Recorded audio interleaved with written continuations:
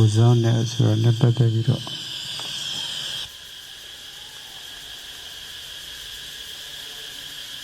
စာသင်တိုက်ကြီးတွေမှာမေတ္တာပို့ဘုရားရှိခိုးပြီးမေတ္တာပို့ရတာမမကာယေအာရကဒေဝတာအဝေရဝန္တုအာဇာဝိဇာဝန္တုနိဂဝန္တုဒုက္ခိနိအတ္တနံပရိဟရန္တုစသည်မေတ္တာပို့ကိုစောင်းနဲ့ဘယ်မှရှိမှန်းတော့မသိဘူးမမကာယေအာရကဒေဝတာလို့မေတ္တာပို့ရဆရာတော်ကြီးတွေမေတ္တာပို့စီစဉ်ထားတာရှိတယ်ဘုရားတိုက်တို့မှာအဲ့ဒါဆိုရတယ်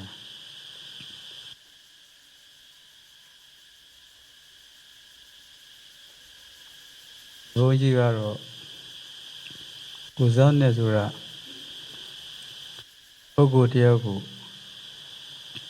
သူ့ရဲ့ကိုစောင်းနဲ့ကအောင်မြင်အောင်လဲလုပ်တယ်ဒီအန္တရာယ်တွေကြားရောက်မှာကိုလည်းခါကွယ်ပေးတယ်ဒီဒိဗေယူဆတယ်ဒီတော့အဲဒီကိုစောင်းနဲ့ဟာဘယ်သူဖြစ်မလဲလို့ဆိုရင်အာရခကမ္မထံ၄ပါးကိုပဲမြင်တယ်အာရခကမ္မထံ၄ပါးဟာသူ့ကိုယ်ဆောင်နဲ့ပဲအာရခကမ္မထံ၄ပါးကိုစာသင်သားတွေစာသင်တိုက်ကသံဃာတွေနေ့စဉ်ပွားတယ်ဘယ်ချိန်ပွားလဲဆိုဘုရားရှိခိုးအချိန်မှာပွားတယ်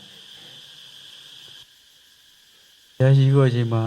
ဂုဏ်တော်တွေကိုတရစေတယ်ရွတ်ရတယ်ဂုဏ်တော်ပွင့်တွေဆိုရတယ်အဲ့ဒါဗုဒ္ဓနုတ္တိဘာဝနာပွားတာမေတ္တာပို့ရတယ်အာရကကမ္မဋ္ဌာန်း၄ပါးမှာဗုဒ္ဓနုတ္တိမေတ္တာစအသုဘမရဏတတိဒီတော့ကောဋ္ဌသဘာဝနာတွေကိုရွတ်ဆိုတာအသုဘဘာဝနာကိုပွားတာသိခြင်းတရားတွေကိုရွတ်ဆိုတာကမရဏတတိဘာဝနာပွားတာဒီကမ္မဋ္ဌာန်း၄ပါးဟာရောကောင်းတို့ဘဝကိုစောင့်ရှောက်တဲ့သက်ဆောင်ကမ္မဋ္ဌာန်းမို့လို့စာထက်မှာအာရခကမ္မဋ္ဌာန်းခေါ်ပါတယ်စတုရရခကမ္မဋ္ဌာန်းလို့ခေါ်ပါတယ်ဒီတော့သာသနာတော်မှာရှင်ယဟန်တိုင်းဘုရားရှိခိုးမပြင်းရဘူးဆိုတဲ့အဓိပ္ပာယ်ကိုညွှန်ပြပါတယ်ဘုရားရှိခိုးပြင်းတယ်ဆိုရင်ဘုရားရှိခိုးမတက်ဖို့ဆိုရင်သူ့မှာကိုယ်ဆောင်နဲ့မရှိဘူးဒီအဓိပ္ပာယ်ဖြစ်သွားပါတယ်ဘုရားရှိခိုးရင်ကိုယ်ဆောင်နဲ့မရှိဘူးကိုယ်ဆောင်နဲ့မရှိရင်အန္တရာယ်ကိုကာကွယ်ဖို့အင်အားမရှိဘူးအောင်မြင်ကြီးပွားအောင်ညွှန်ကြားဖို့အောင်မြင်ကြီးပွားအောင်မတင်ဖို့ဆွဲတင်ဖို့အင်အားမရှိဘူးစွမ်းအားမရှိဘူးဒီအဓိပ္ပာယ်ရောက်ပါတယ်အဲဒါကြောင့်ဒီဘာဝနာ၄ပါးကိုပွားများရတဲ့မပေါ့မဆလုပ်ရတဲ့အလုတ်ကတရားဘုရားရှိခိုးခြင်းပဲဖြစ်ပါတယ်တရားထိုင်တာတဲ့အရေးကြီးပါတယ်ဘယ်လိုတရားထိုင်တာတဲ့အရေးကြီးလဲဆိုရင်ဒီဘာဝနာတွေကတရားထိုင်တဲ့ပုဂ္ဂိုလ်ကိုဒါတရားအစရှိတဲ့သူတော်ကောင်းအားတွေသူတော်ကောင်းတွန်းအားတွေသူ့ကိုပေးတာပါတရားရှိခိုးတဲ့အခါလေးလေးစားစားအာယုံပြုပြီးတော့ကိုယ်အဲ့ဒီခါကျတော့တရားထိုင်ဖို့အတွက်သူ့မှာတော်တော်အဆင်ပြေသွားတယ်ဒါတွေမလုပ်ဘဲနဲ့အာရခကမ္မဋ္ဌာန်းတွေကိုမဆင်ခြင်ဘဲနဲ့တရားရှိတဲ့အားထုတ်နေတရားတုတဲ့ရင်တော်ပါတယ်တရားမတုတဲ့ရင်သူ့ဘဝဟာ၆သွေးပြီးတော့အလုံးလုံးလို့မကောင်းဖြစ်သွားတယ်ဒီတော့ဒီဘုန်းကြီးတို့အတွေ့အကြုံရဆိုရင်တောเจ้าမှာတပါးတည်းနေတဲ့ယဟန်အာရခကမ္မဋ္ဌာန်းကိုမလို့ရင်တရားအထုတ်လို့တရားတုတဲ့တဲ့ကပြောတယ်တရားမတုတဲ့ဘူးဆိုရင် ပြင်းပြီးတော့တောကြောင်မှမနေခြင်းတော့တောကြောင်မှလူမမရှိပဲစကားပြောဖို့မရှိဘူးလူမရှိဘူးဘောမရှိဘူးစာဥစာပြေလည်းမရှိဘူးတရားပဲရှိတဲ့အခါကျတော့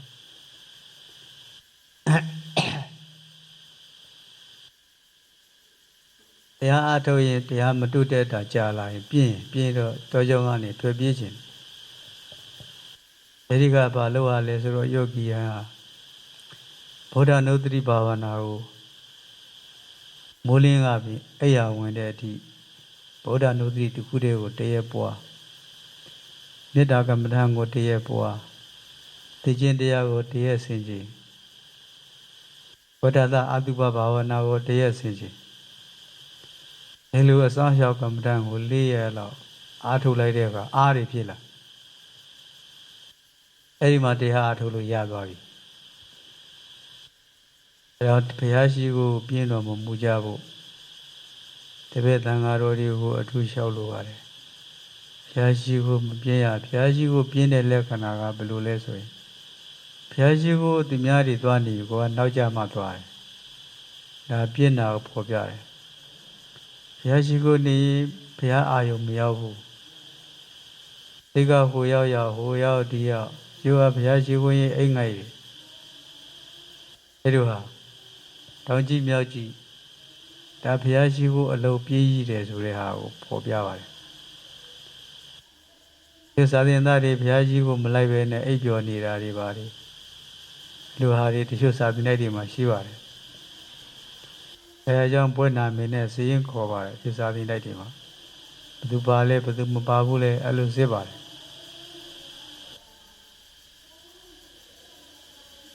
မျိုးတို့ကြောင်းမှာတော့ကိုယ်တရားတရားကကိုအာမခံရတာပါအာမခံပုဂ္ဂိုလ်ဟာသူ့ရဲ့တရားတရားပဲဒီတော့အာမခံပုဂ္ဂိုလ်ကတာဝန်ယူရတယ်သဘောအဲရောက်စစ်ဆေးမနေဘူးသူမှာအာမခံပုဂ္ဂိုလ်ရှိပြီးသားဆိုရင်စစ်ဆေးမနေဘူးဒါပေမဲ့တော့ရဆရာတော်ကြီးကတော့ကိုယ်ဆောင်တဲ့ဆိုတာကိုချင်းတရားပဲဖြစ်တဲ့တယ်လို့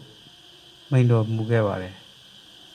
ကိုယ်ဆောင်တဲ့ဆိုတာကိုချင်းတရားပဲဖြစ်ရမယ်တဲ့ငါမှာတဲ့ကိုယ်ဆောင်တဲ့တွေကငါ့ကိုကြည်ညိုလို့ငါဆင်းရဲရတယ်တဲ့တပည့်တော်ရဆရာတော်ကြီးကသူ့ရဲ့မတ္တစာအုပ်ကလေးမှာရေးခဲ့တာမော်လမြိုင်ကတရားဒဂမတွေကဘယ်ရင်ဆရာတော်ကြီးမော်လမြိုင်ဆွမ်းခံလာလို့ဆွမ်းလောင်းတယ်အဲ့ဒီအချိန်မှာပဲဘယ်ရင်တော်ရအကြောင်းနာကအကြောင်းအောက်ကတော်ကြောင့်ရေကောစရကံဖြစ်တဲ့ကျုံကရွာမှာဆရာတော်ကြီးကဆွမ်းခံနေဒီတော့တတိနေထွဲလာတဲ့အခါဆရာတော်ကြီးတစ်ပါးကဇာတက်ပေးတဲ့ဆရာတော်ကြီးတစ်ပါးကတပည့်ဆရာတော်ကိုလာမိတယ်မော်လမြိုင်စိန်မမှန်ပါဠိတက္ကသိုလ်ကဆရာတော်သူရိယပိဝန္ဒဆိုတာရှိတယ်အဲ့ဒီဆရာတော်ကြီးကတပည့်ဆရာတော်စီလာမိတယ်ပြောရရန်ကုန်ကလည်းဆွမ်းနေလောင်းရတယ်ဆရာတော်ဆွမ်းကန်လာတော့အချိန်တည်းမှာပထုံကိုလည်းဆွမ်းကန်သွားမော်လမြိုင်ကိုလည်းဆွမ်းကန်သွားကျုံကရွာမှာလည်းဆွမ်းကန်နေအဲ့ဒါဘယ်လိုလဲဆိုတာဆရာတော်ဥဒ္ဒရိယမော်လမြိုင်စိန်မမှပါဠိတက္ကသိုလ်ကဆရာတော်ဥဒ္ဒရိယပိဝန္ဒဆရာတော်ကိုမေးတယ်ဆရာတော်ကြီးကတပည့်ရဲ့တွေ့ရဆရာတော်ကြီးကပြန်ပြေတယ်ဥဒ္ဒရိယရေးတဲ့တပည့်တော်ဘယ်မှဆွမ်းခံမသွားဘူးဒီဝါမှာပဲခံတာဟိုကဒီဟိုကိုဒီကိုဆွမ်းခံလာတယ်ဆိုရင်တပည့်တော်မဟုတ်ဘူးကိုစောင်းနဲ့တွေကကြည်ညိုလို့တပည့်တော်ကိုကြည်ညိုလို့သူတို့တပည့်တော်ကိုစားဆွမ်းခံပေးကြတာဖြစ်လိမ့်မယ်သူကမော်လမြိုင်ကတကားတယောက်ဆိုရင်အဲ့ဒါဆရာတော်ကြီးကိုဆွမ်းလောင်းတယ်မော်လမြိုင်မှာစာရီရေးပေးလိုက်တယ်အုံမှာပန်းသီးဆိုအလှရှိနာမည်ရေးပေးလိုက်တယ်ဆရာတော်ကြီးတပိတ်ထဲမှာထည့်တပိတ်ဖုံးပေါ်မှာတင်လိုက်လားတပိတ်ထဲထည့်လားတပိတ်ထဲထည့်လိုက်တယ်စာဒီပါလေရေးလို့ထည့်ပေးရတယ်ပြီး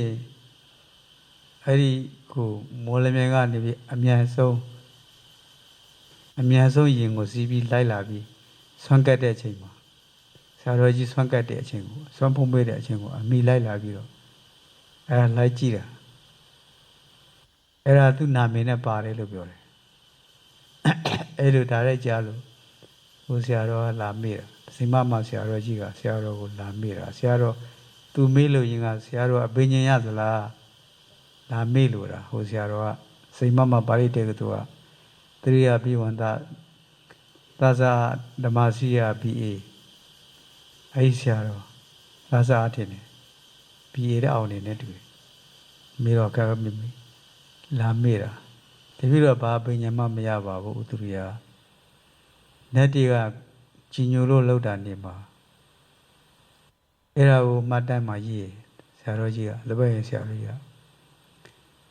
ကိုစော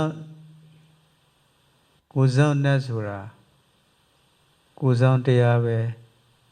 ဖြစ်ရမယ်ခုကတော့ကိုစောင်းနဲ့တွေကကြီးညိုလို့ငါဆင်းရဲရတယ်ဆင်းရဲတယ်ဆိုတာအဲ့လိုဖြစ်နောက်ဘက်မှာဆရာတော်ကြီးနေမနေရတော့လူတွေအုံခဲနေတော့တာတော့ကြောင့်မှ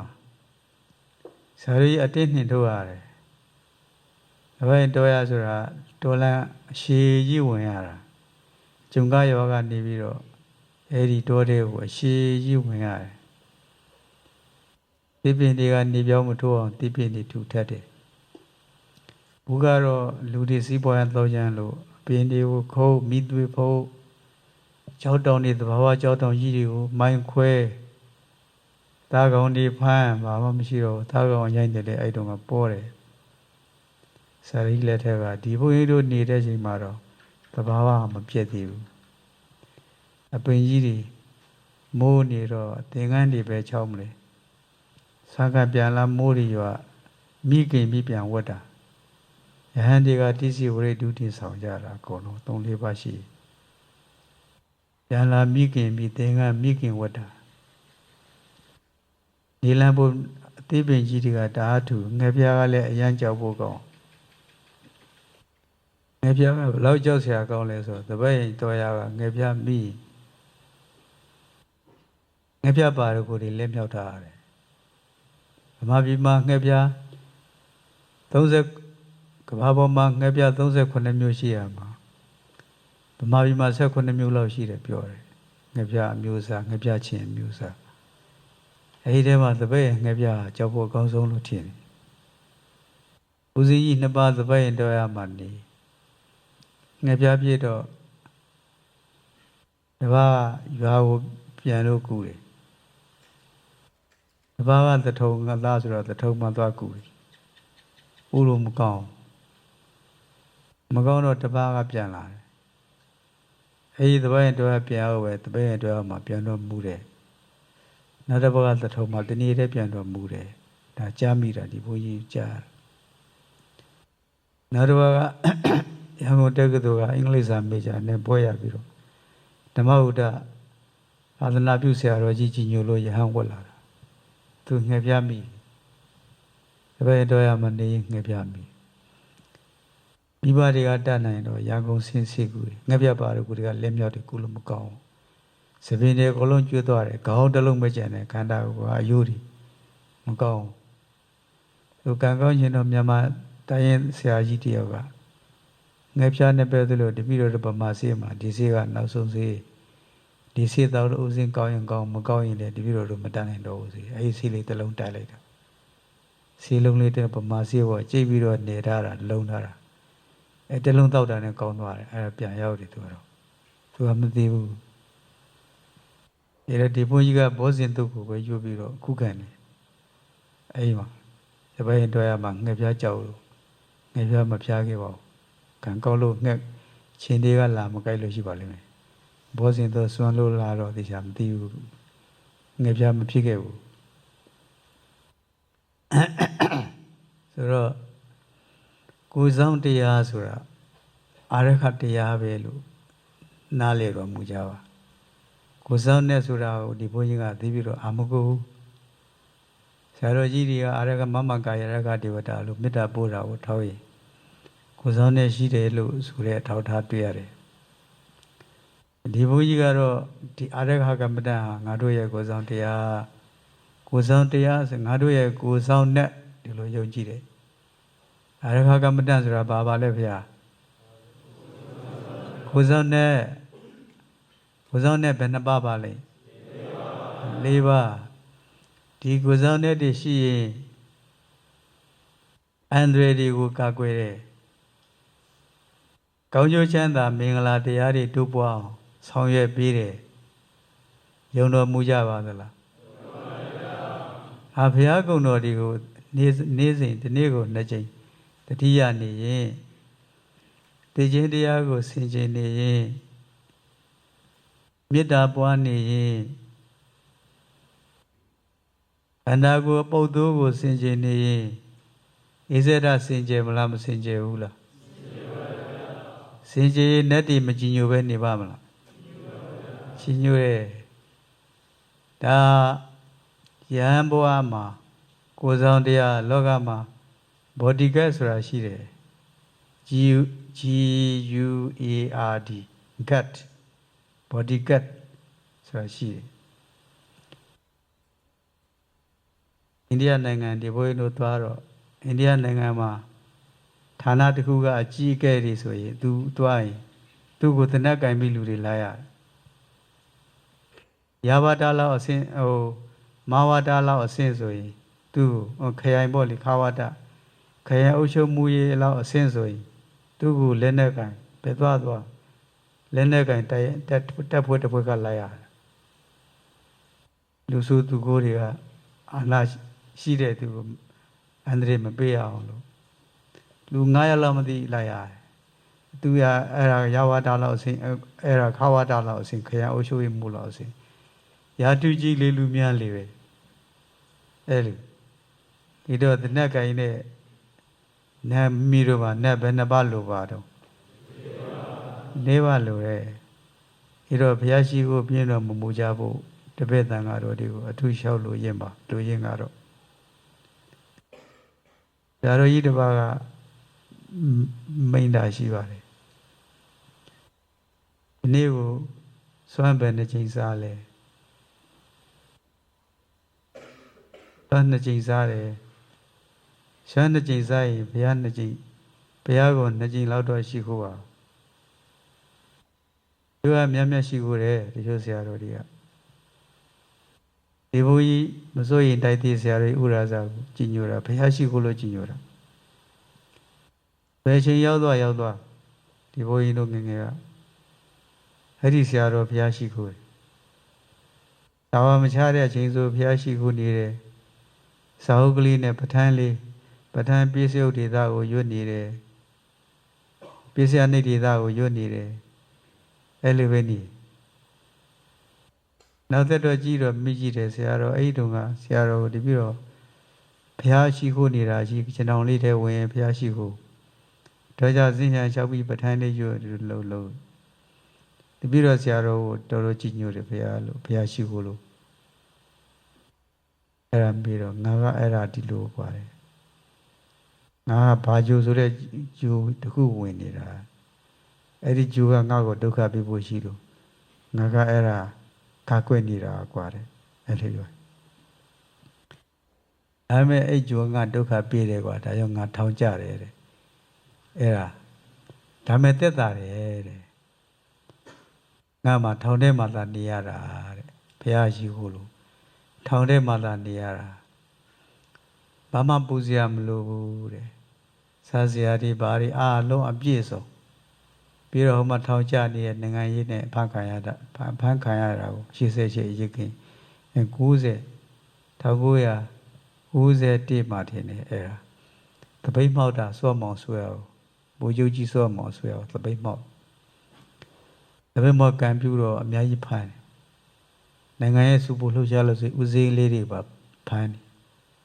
အမဦးစင်းလေးတွေကအကုန်လုံးလူဝတ်တွေနဲ့ပေါ့ဆရာတော်ကြီးတွေလည်းလူဝတ်နဲ့ဆရာတော်ဦးကိုဝိဒါပြေဝန္တာနဲ့ဆရာတော်ဥရာဇဓမ္မပြေဝန္တာဆရာတော်ကြီးတွေကနှစ်ပါးမန်းလေးမှာနန်းတွင်းမှာဖမ်းချုပ်တာနန်းတွင်းထောင်ထဲမှာဖမ်းချုပ်တာဦးစင်းလေးတွေကကိုယ်ဆရာတော်ကြီးတွေလာပြုစုတာ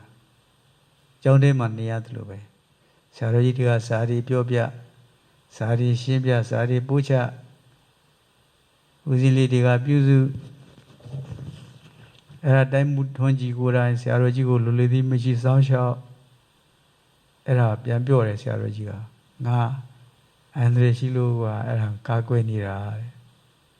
ဒါမဲ့ငါအချုပ်ကြတယ်ကွာအမေအချုပ်ထဲသာကြတာတဲ့ဟာကျောင်းထဲမှာနေရတယ်လို့ပဲတဲ့ငါမှဘာမှစားဖို့တောက်ဖို့ဘာမှမပူရဘူးတဲ့တချို့အချုပ်သားတွေတအားဆင်းရဲတယ်ကွာတဲ့ငါရဲ့နောင်တော်ကြီးဥက္ကိုဣတာပိဝန္တာဆိုရင်သူမှစားစရာတောက်စရာဘာမှမရဘူးတဲ့ငါရတာအကုန်လုံးခွဲပြီးတော့ပြေးတယ်တဲ့သူမှမပြည့်စုံဘူးငါမှပြည့်စုံတယ်တဲ့အဲ့ဒါဂုဏ်တော်တွေရွတ်တဲ့အကျိုးကဒုက္ခရောက်လို့ရှိရင်မဆင်းရဲဘူးကွာတဲ့မသစရာကောင်းလားမကောင်းဘူးလားကောင်းတယ်အဲ့ဒါကြောင့်ကိုယ်ဆောင်နတ်ဆိုတာအာရခကမ္မထံ၄ပါးအာရခကမ္မထံ၄ပါးဆိုတာဘုရားရှိခိုးရင်ပါတော့အကုန်လုံးအကျုံးဝင်သွားပါတယ်ကြောင့်ဘောဓိကအခုမှအမြဲတမ်းရှိနေမယ်ဆိုရှိစဉ်ကိုယ်ဆောင်နဲ့အမြဲတမ်းကပ်နေစေခြင်းဘုရားရှိခိုးပြင်းတော်မူရပါနဲ့လို့အထူးလျှောက်ထားပါတယ်